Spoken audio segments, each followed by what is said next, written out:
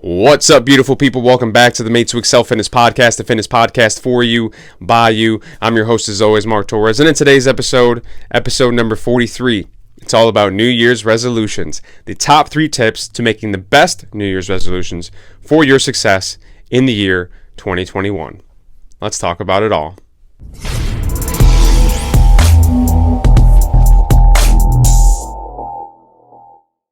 What's up, y'all? Welcome to the show. It is Monday, December 28th. It is officially the laziest week of the calendar year. A lot of you guys probably still working from home, but even if you are working from home, especially if you're working physically at a location, this is the laziest week of the year. It's the time between Christmas and New Year's, and probably some of you guys have been in this mindset already up to this point. You just don't want to do anything, right? It's the end of the year.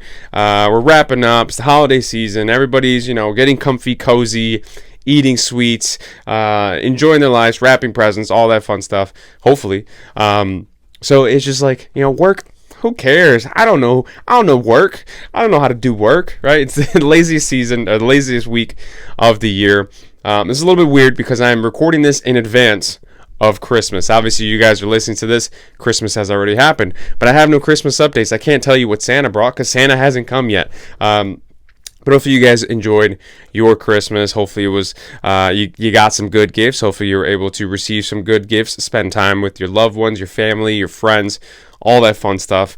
I've always found that I enjoy giving gifts more than I enjoy receiving gifts. Not that I don't like receiving gifts. Of course I like receiving gifts. Nobody doesn't like receiving gifts. But I find that my reactions to gifts tend to not be satisfactory enough, right? It could be the greatest gift in the world, the perfect thing that I always ever wanted, and I'm just like, oh my God, this is amazing, thank you, and that's it. It's very anticlimactic.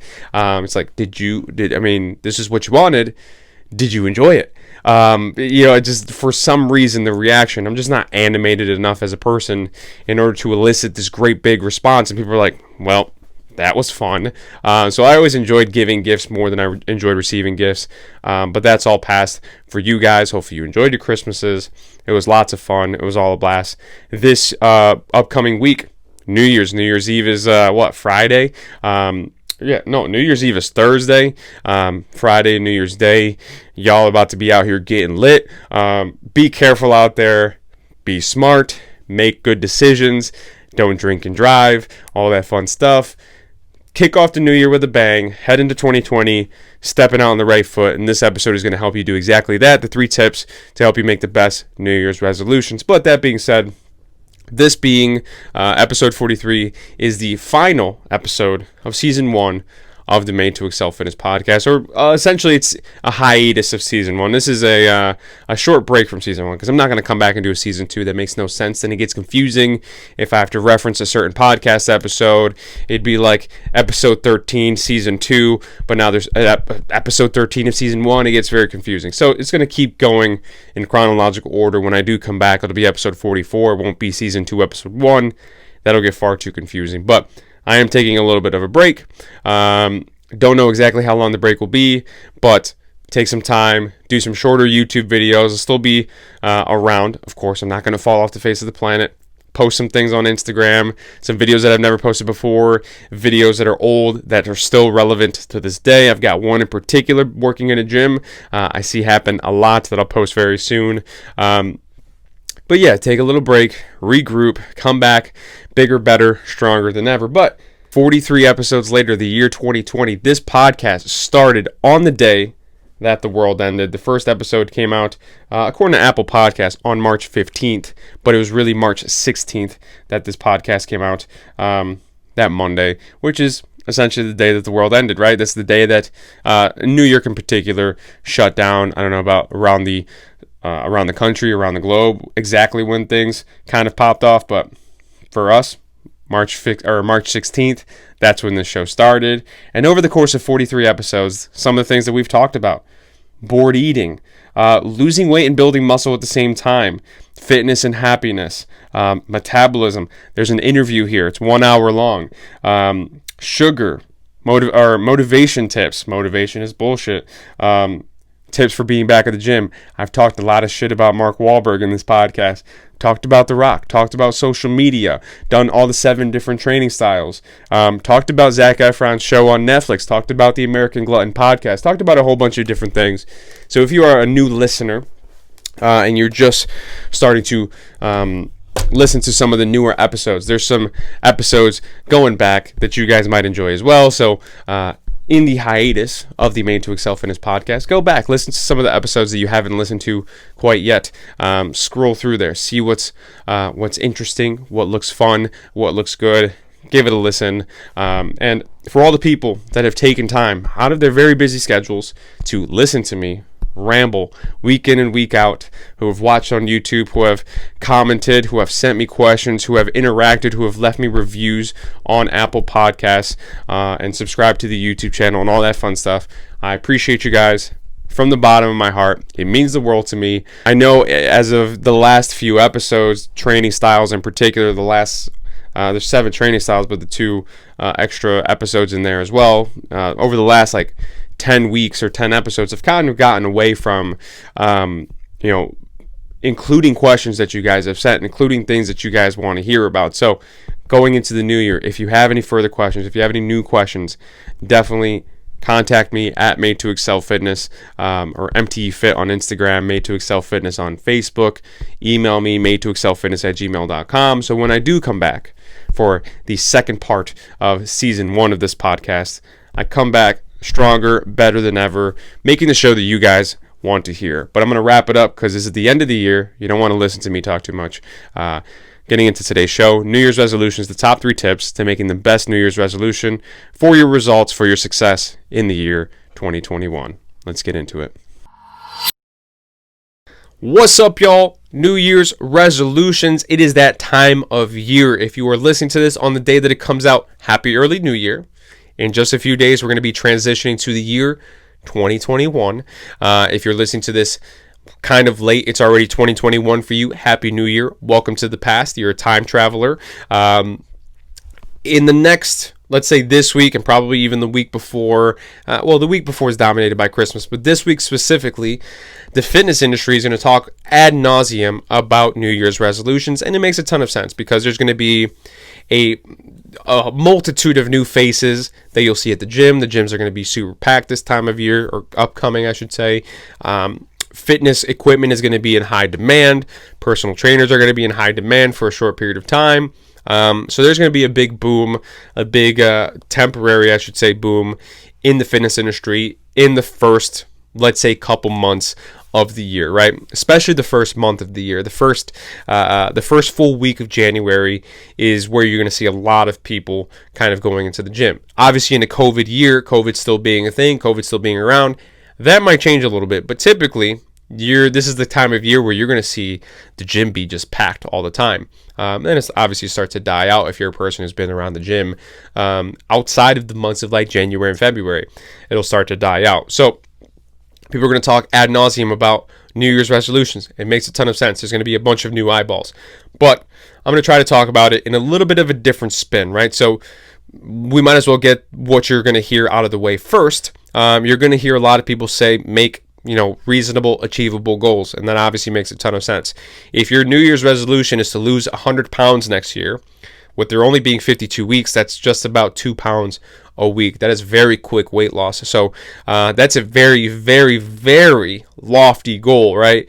I would say too lofty, right? At the very beginning, you're going to make tons of great decisions because you're highly motivated and you're going to be super kind of gung-ho about getting this all done. You're going to lose a ton of water weight. You're going to make a ton of progress. You're going to be feeling great. But eventually, all that progress is going to start to taper off a little bit. You're going to stop losing weight at the rate that you were. Eventually, you might kind of even out all the way through. You might stop losing weight. You never know. Everybody's going to be a little bit different. But then at that point, it's going to be discouraging, right? You're going to think about, oh my God, I can probably get to 100 pounds even earlier. I'm not saying 100 pounds is out of the realm of possibility. Of course, people have done it before in the past. But when we think about the longevity of it, when we think about the healthy aspect of it, the health aspect of it, Is it the best goal for you to make? Probably not, right? It's too lofty of an expectation. If you don't get to 100 pounds by the end of the year, you might feel like a failure. You're not setting yourself up for success. So obviously, creating achievable, realistic goals is going to be super important. There's going to be also a lot of people that are going to say, set yourself up for success, which makes a ton of sense, right? Join a gym, join a subscription service that makes pre-played or pre-cooked meals for you, right? A lot of these people, they're going to say those things, have a vested interest, money being the vested interest in having you sign up for those things, right? So if somebody is, let's say, trying to advertise a meal service to you, they're probably sponsored by that meal service. Think about whether or not you actually need those things, right? Are they helpful? Sure, absolutely. They probably make your life easier, but do you need them if they're super expensive? Probably not. So just be aware as you're going through Instagram, as you're going through Facebook, as you're going through YouTube over the next week, maybe even a couple weeks, about what it is that you really need. People are going to try to make a quick buck in the big fitness boom that is the new year. So just be aware, right? So those are the kind of the two main things that you'll hear, but hopefully I try to put a little bit of a different spin on it. So I've got 3 tips to making the best New Year's resolutions. And tip number 1 is think about what's worked for you before. So odds are, at some point in your life, you've made a big change already, right? So we're all different physically, obviously. We all react to exercise differently. We all react to diet differently. Some people, you can be the same height and the same weight as somebody else and look completely different. Physically, we're all different, but mentally, we're all different as well. We all tick differently. We all think differently. We all have different personalities. We all have different feelings, all these different things. So habitually, we all make changes differently. So at some point in your life, let's say that you never were a morning person, but you got a job where you had to wake up early and you had to be a morning person there forward. How did you make that transition to being a morning person? If you're a person who's in school right now and you've struggled with your schoolwork up to this point, how did you get to the point where you had to really kind of hunker down and be really good at schoolwork because you're spending all this money on college, you're spending all this money on your education, and you have no choice but to be good and but to pass this class? How did you make that transition to start at point A and finish at point B? How did you make that transition? Will hopefully sort of translate itself to how you possibly make good strides in the fitness goal, right? So let's say, for example, you are the person who had trouble waking up early.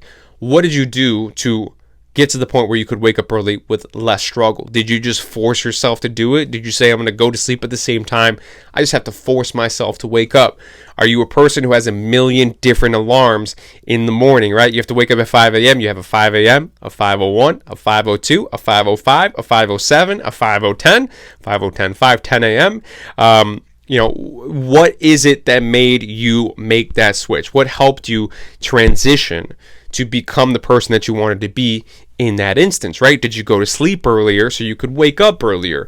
How did you make that happen, right? And think about how you made that happen and how that could potentially help you in your fitness journey. So, for example, if you just forced yourself to do it, this is going to be something that a lot of people will struggle with. But if you're a person who can just kind of strong arm your way into a fitness goal and you've done it before in your life, you can probably do it with your fitness, right? I don't maybe necessarily recommend it because that's typically something that people can't do for an extended period of time.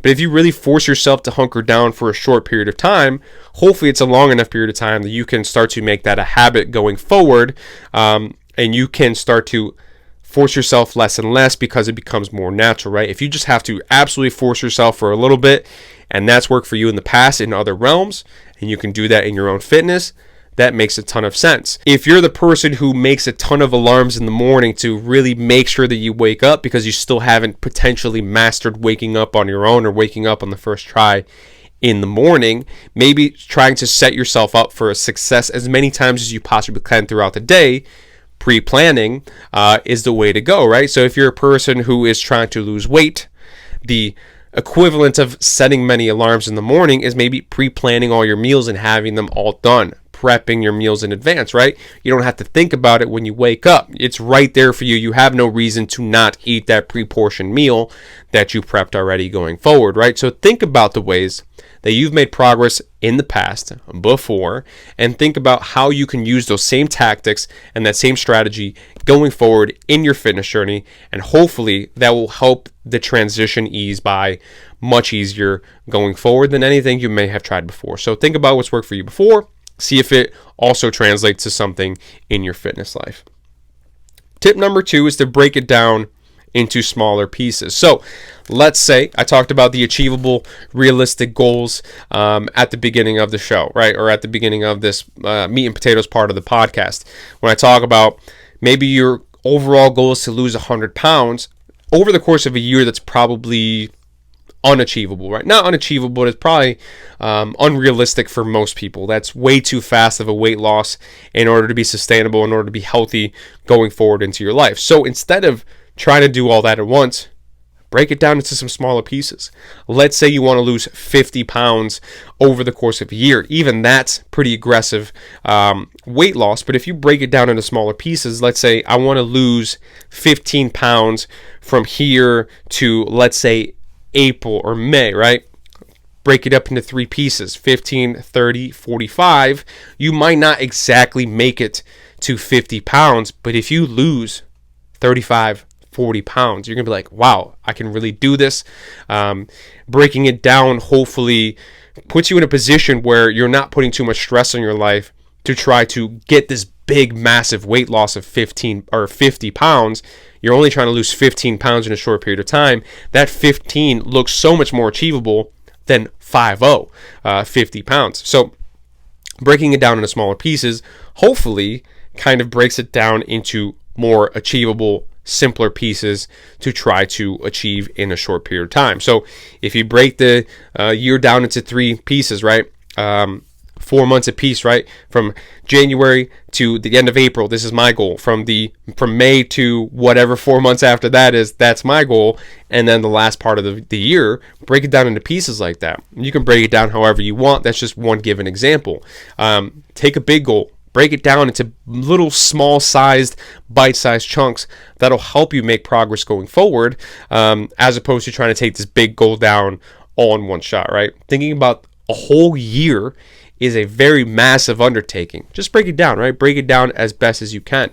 If you're a person who wants to, let's say, gain muscle, gaining muscle is a lot harder to try to quantify, right? It's not something that you can see very easily. It's not something that you can even test very easily. You would have to have a scale that has body fat percentage. You can see if your body fat percentage isn't changing too much, but your weight is going up, you can probably assume that a lot of that is muscle. But that's a lot harder to try to quantify. But something like that, just break it down into, I want to train X amount of days for 3 months. I want to up that training for X amount of days, to X amount of days for 3 months. And then hopefully by the end of the year, I'm training, let's say 5 days a week for the last 3 months, right? If you start off with 3 days, you go up to 4 days, you go up to 5 days.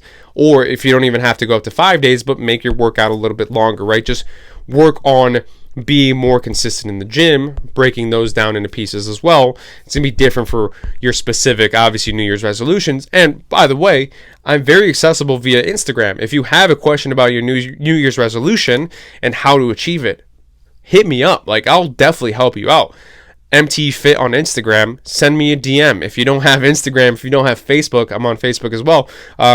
Email me at made2excelfitness@gmail.com, and hopefully I can give you some guidance. I can give you some pointers as to how to more easily maneuver your New Year's resolution. So tip number 2 is to break it down into smaller pieces. And last but not least, tip number 3, expect setbacks. Fitness is one of those things where it's so foreign to a lot of people, right? People are not used to working out consistently for the most part. People are not used to eating a specific way for a long time for the most part, right? It's something that's really hard to hit with 100% consistency. It's something that's really hard to hit with 80% consistency. It's going to take time. If you are a true blue beginner, you're not going to be the most consistent with this right off the bat. It's going to take some time. So inevitably, there's going to be setbacks that happen. There's going to be points in time where you fall off your diet, you fall off your training, you're sick, you're hurt, you've got a birthday, it's a holiday, it's a honeymoon, whatever, you're getting married. All these different things can possibly come into play that will kind of set you back a little bit. If you prepare for those things and you know those things are coming, they'll have less of a profound effect going forward, right? If you know that there's going to be times where you're not going to be 100% on your game, then they won't take you by surprise. If you expect the whole year through to hit these New Year's resolutions, hit the ground running, be super consistent with everything, and it doesn't happen, it can take you by surprise. Be like, oh, this sucks. And it might throw you completely off your game to the point where you completely fall off the wagon. And that's what we're trying to avoid here. By expecting the setbacks, you're putting yourself in a position where you're expecting that something is going to happen. You're prepared for that thing to happen. You have contingency plan in place. That contingency plan being, I'm going to continue going forward once this thing happens, right? You don't have to compensate for anything. If you're a person who your goal is to work out 4 days a week, and on 1 week you only work out 1 day, that doesn't mean that the next week you have to work out 7 days to account for the 3 days that you missed the week before. Don't feel the need to do that. Your contingency plan in that moment is, I'm going to get back on track. If I only worked out 1 day this week, guess what? I'm going to shoot for my regular 4 next week. And that's the best way to do it. Once you fall off the horse, it's all about getting back up, right?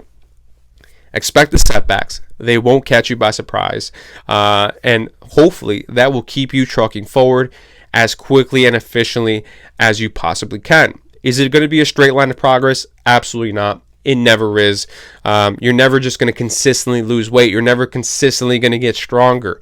These things kind of plateau all the time. So expecting those things to happen and figuring out a way to keep pushing forward, just to have the mindset. Just the mindset is the most important thing.